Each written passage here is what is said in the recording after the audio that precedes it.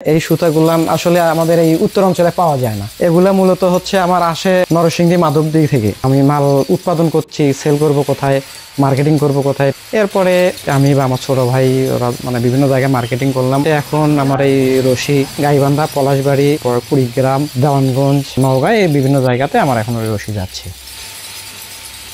প্রথমে আমি একটা বেসরকারি কোম্পানিতে জব করতাম, প্রচুর পরিশ্রম করতাম, কিন্তু আশারূপ স্যালারি পাইতাম না। এর কারণেই চাকরিটা বাদ দিই। দেওয়ার পর প্রায় 2 মাসের মতো বসেছিলাম, যে চিন্তা ভাবনা করছিলাম আসলে কী করব।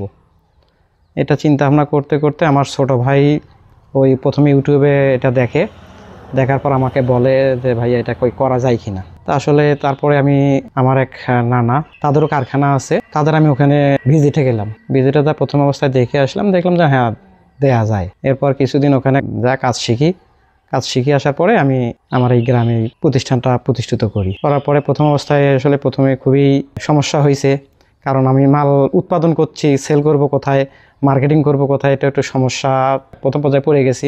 আল্লাহর রহমতে আমি বা আমার ছোট ভাই ওরা বিভিন্ন জায়গায় মার্কেটিং করলাম। এখন আমার এই রশি গাইবান্ধা, পলাশবাড়ি, কুড়িগ্রাম, দেওয়ানগঞ্জ বা আপনার নওগাঁ এই বিভিন্ন জায়গাতে আমার এখন ওই রশি যাচ্ছে। আসলে এই রশির আবার সমস্যাটা হচ্ছে এগুলো সিজন আবার অফ সিজন আছে। এগুলা যখন সিজন টাইম হয়তো 2 মাস থেকে 3 মাস থাকে, এরপরে আসলে অফ সিজন।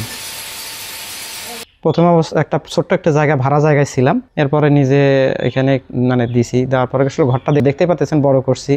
কারণটা হচ্ছে যে আমি মেশিনের সংখ্যা হয়তো আরও বাড়াবো, কিন্তু আসলে আর্থিক সমস্যার কারণে বাড়াতে পারছি না। যদি সরকারি কোনো সাহায্য সহযোগিতা পাইতাম তাহলে এখানে আরও হয়তো মেশিন সংখ্যা বাড়াতাম, আর অনেকেরই হয়তো কর্মসংস্থানটা ব্যবস্থা হতো।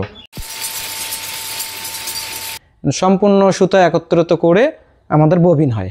এই ববিনগুলো আমরা মূলত এই মেশিনে উঠে দিই।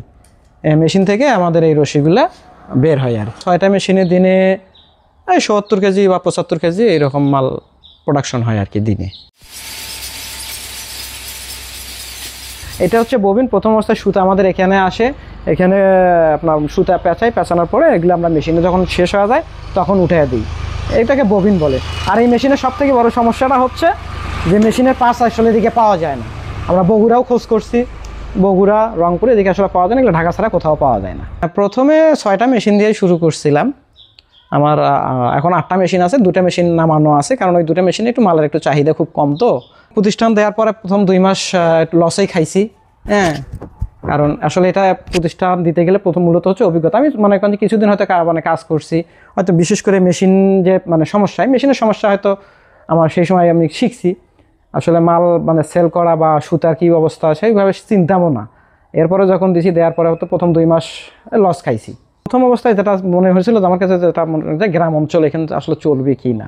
তো আসলে দেখলাম যে সব থেকেই ব্যবসায় যেটা আপনি যদি শ্রম দেন সফলতা অবশ্যই আসবে।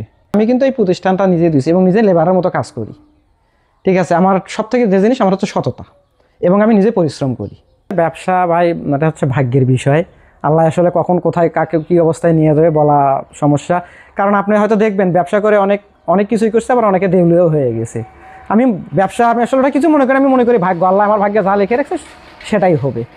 ভবিষ্যতে চিন্তা ভাবনা আছে যে মেশিন সংখ্যা আরও বাড়ানো, হ্যাঁ, কারখানাটা বড় করা, এটাই। তাসিন ফিতা ও রশি হাউস এই নামে আমার পেজ খোলা আছে। গাইবান্ধা জেলাতে আসতে হবে। গাইবান্ধা থেকে সাদুল্লাপুর থানা থেকে কামারপাড়া ইউনিয়নে।